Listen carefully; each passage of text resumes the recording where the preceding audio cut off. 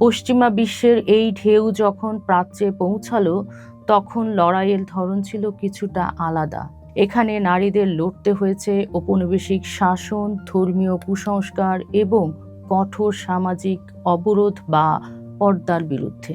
1923 সালে মিশরের বিখ্যাত নারীবাদী নেত্রী হুদা সারাওয়ি জনসম্মুখে তার মুখের পর্দা অপসারণ করে নারী মুক্তির এক শক্তিশালী প্রতীকী বার্তা দেন। তিনি ইজিপশিয়ান ফেমিনিস্ট ইউনিয়ন প্রতিষ্ঠা করে নারী শিক্ষা ও আইনি সংস্কারের জন্য কাজ শুরু করেন। আজকের বিশ্বে একজন নারী স্কুলে যাচ্ছেন, ভোট দিচ্ছেন, নিজের নামে সম্পত্তির মালিক হচ্ছেন কিংবা উচ্চশিক্ষার জন্য বিদেশে যাচ্ছেন। এই দৃশ্যগুলো আমাদের কাছে এখন খুব স্বাভাবিক, কিন্তু এই অধিকারগুলো কোনো উপহার হিসেবে আসেনি। এগুলো অর্জিত হয়েছে দীর্ঘ সংগ্রাম, সামাজিক প্রতিরোধ এবং অসংখ্য নারীর ত্যাগের বিনিময়ে। ইতিহাসের পাতায় ঊনবিংশ শতাব্দীর মাঝামাঝি থেকে বিংশ শতাব্দীর প্রথম ভাগ পর্যন্ত নারীর আইনি ও রাজনৈতিক অধিকার প্রতিষ্ঠার এই শুরুর দিকের আন্দোলনকে বলা হয় নারীবাদের প্রথম তরঙ্গ বা ফার্স্ট ওয়েভ ফেমিনিজম। আজকের পর্বে আমরা জানব এই আন্দোলনের অবিশ্বাস্য সব লড়াইয়ের গল্প। এই আন্দোলনের বীজ রোপণ করা হয়েছিল অনেক আগে। 1792 সালে ব্রিটিশ চিন্তাবিদ মেরি উলস্টোনক্রাফট তার a vindication of the rights of women বইতে এক শক্তিশালী যুক্তি তুলে ধরেন। তিনি বলেছিলেন, নারীরা বুদ্ধিবৃত্তিকভাবে পুরুষের থেকে পিছিয়ে নেই, বরং তাদের শিক্ষা থেকে বঞ্চিত রাখা হয়েছে বলেই তারা পিছিয়ে আছে। তার এই লেখাটিই ছিল প্রথম তরঙ্গের মূল অনুপ্রেরণা। আধুনিক নারীবাদী আন্দোলনের প্রকৃত সূচনা ধরা হয় 1848 সালকে। সে বছর যুক্তরাষ্ট্রের নিউ ইয়র্কে সেনেকা ফলস কনভেনশন অনুষ্ঠিত হয়। এখানে এলিজাবেথ ক্যাডি স্ট্যান্টন এবং লুক্রেশিয়া মঠ প্রথমবার নারীদের ভোটাধিকারের দাবিকে সংগঠিত রূপ দেন। এটিই ছিল নারীদের জন্য প্রথম কোনো বড় রাজনৈতিক সমাবেশ। প্রথম তরঙ্গের সবচেয়ে বড় লক্ষ্য ছিল ভোটাধিকার বা ভোটের অধিকার অর্জন করা। বিশেষ করে যুক্তরাজ্যে এমিলিং পাঙ্কহার্স্টের নেতৃত্বে women's social and political union এক বিধ্বংসী আন্দোলন গড়ে তোলে, যা সাফ্রেজেট আন্দোলন নামে পরিচিত। অধিকার আদায়ের জন্য এই নারীরা মিছিলে অংশ নিয়েছেন, অনশন করেছেন এবং অকাতরে কারাবরণ করেছেন। এই দীর্ঘ ত্যাগের ফলে 1920 সালে যুক্তরাষ্ট্রে এবং 1928 সালে যুক্তরাজ্যে নারীরা পুরুষের সমান ভোটাধিকার লাভ করেন। পশ্চিমা বিশ্বের এই ঢেউ যখন প্রাচ্যে পৌঁছালো, তখন লড়াইয়ের ধরন ছিল কিছুটা আলাদা।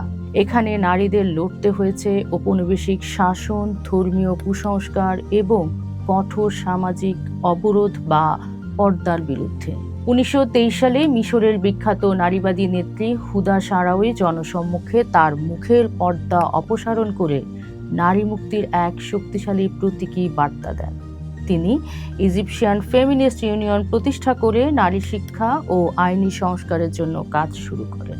ঠিক একই সময়ে চীনে নারীদের ওপর চাপিয়ে দেয়া হয় অমানবিক ফুট বাইন্ডিং বা পা ছোট করে রাখার আন্দোলন।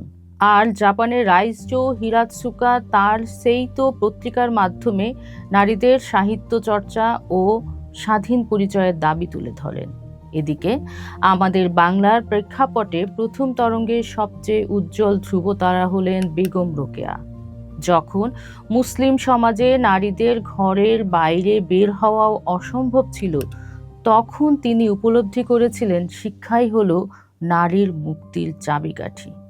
1905 সালে তিনি তার বিখ্যাত কাল্পনিক রচনা সুলতানার স্বপ্ন প্রকাশ করেন। সেখানে তিনি এমন এক সমাজের চিত্র এঁকেছিলেন যেখানে নারীরা দেশ চালাচ্ছে আর পুরুষরা অন্দরমহলে থাকছে।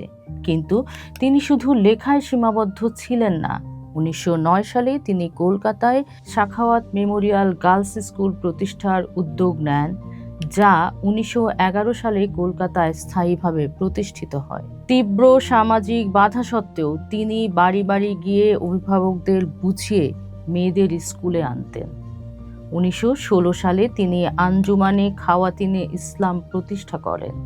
তার সেই কালজয়ী আহ্বান ছিল, কন্যাগুলিকে সুশিক্ষিত করিয়া কার্যক্ষেত্রে ছাড়িয়া দাও, উহারা নিজের অন্ন বস্ত্র উপার্জন করুক। বেগম রোকেয়ার এই আন্দোলনই পরবর্তীকালে বাংলাদেশে নারীবাদের ভিত্তি তৈরি করে। আমাদের স্বাধীনতা সংগ্রাম থেকে শুরু করে পরবর্তী সামাজিক আন্দোলনে সুফিয়া কামাল এবং নীলিমা ইব্রাহিমের মতো নেত্রীরা এই ধারাকেই এগিয়ে নিয়ে গেছেন। আজ আমরা যে যৌতুক বিরোধী আইন, পারিবারিক সহিংসতা প্রতিরোধ আইন কিংবা রাজনীতিতে নারীদের সংরক্ষিত আসন এবং সক্রিয় অংশগ্রহণ দেখি, এই সবই সেই দীর্ঘ আন্দোলনের উত্তরাধিকার। তবে প্রথম তরঙ্গের কিছু সীমাবদ্ধতাও ছিল। এই আন্দোলনটি মূলত মধ্যবিত্ত এবং শিক্ষিত নারীদের মধ্যে সীমাবদ্ধ ছিল। শ্রমজীবী নারী কিংবা বর্ণবৈষম্যের শিকার নারীদের সমস্যাগুলো তখন সেভাবে গুরুত্ব পায়নি। তা সত্ত্বেও মানুষের ইতিহাসে নারীর আইনি ও রাজনৈতিক স্বীকৃতি প্রতিষ্ঠার ক্ষেত্রে প্রথম তরঙ্গের অবদান অবিস্মরণীয়। এই আন্দোলনই পরবর্তী সময়ে নারীবাদের দ্বিতীয় ও তৃতীয় তরঙ্গের পথ তৈরি করে দিয়েছিল। আগামী পর্বে আমরা জানব নারীবাদের দ্বিতীয় তরঙ্গ সম্পর্কে, যেখানে লড়াইটা শুধু আর ভোটের ছিল না, বরং তা ঢুকে পড়েছিল আমাদের ঘরের ভেতরে, রান্নাঘরে এবং শরীরের অধিকারে। সময়ের অন্য পাঠ দেখুন। থাকুন ঢাকা পেপারসের সাথে।